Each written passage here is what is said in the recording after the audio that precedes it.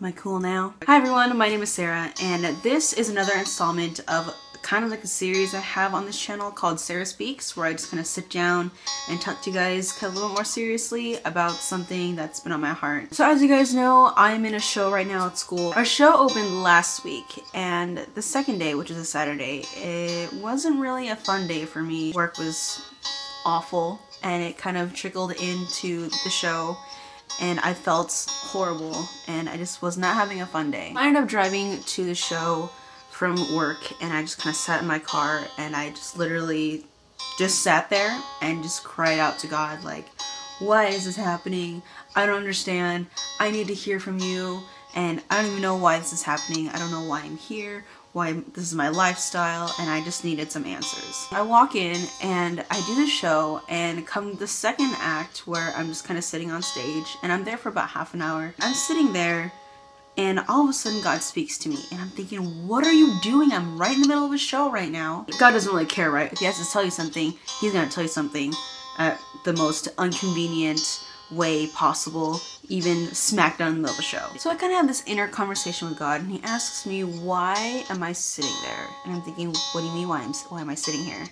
I'm doing a show. This was part of my role. I'm supposed to be sitting in this chair, being on stage. And he said, no, why are you, your character, sitting there right now? And he brought me back to the time in rehearsals when we were all kind of just going over the scene and what was going on, and the director asked us, okay, so why do you think your character as a dead person is sitting in a graveyard scene, and why does that matter as a whole to the entire show? And this is what I came up with for my character.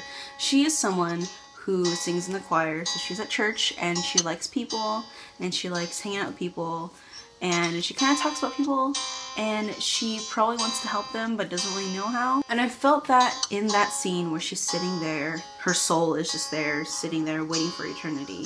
I felt that the reason why she was there is to represent the people who are churchgoers, who are Christians, but don't really go to church or spend time with God on a daily. There's a verse in the Bible, and I was trying to find it, but I don't remember what it is, but it says that there are people on Judgment Day who are going to stand before God and say, Lord, Lord, I did all these things in your name. I did signs and wonders.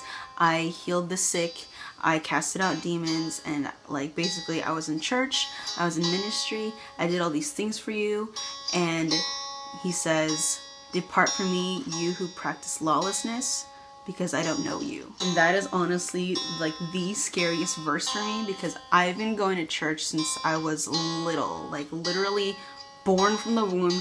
That Sunday I started going to church, and so I've been around Christians all the time and I hear all these things, but the scariest thing for me is to not really have a relationship with God. And so he brought me back to that right there when I was not having a great day, and I was asking him what I'm doing here and why I'm here.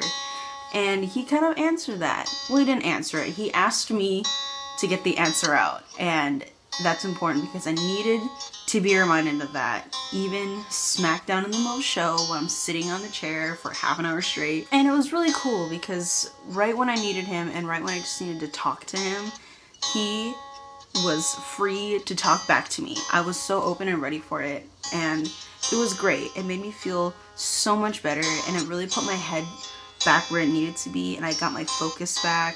And the rest of the day, well, the rest of the night, which was like a few more hours left, it went so well. And then the next day was great, and I just loved that. I loved being reminded of that, and I love having conversations with God. Even when I can't verbally speak to him, he still talks to me, and that's the greatest thing ever. Dang it, I'm gonna have to pee soon after this. Shoot. That's all for my video today. I hope you guys liked it. I know this isn't a normal kind of video for me, but every once in a while I'll be throwing these things at you. And if you have anything you want me to talk about, go ahead and leave them in the comments below, and I'll dive into them, and I'll make another Sarah Speaks about it.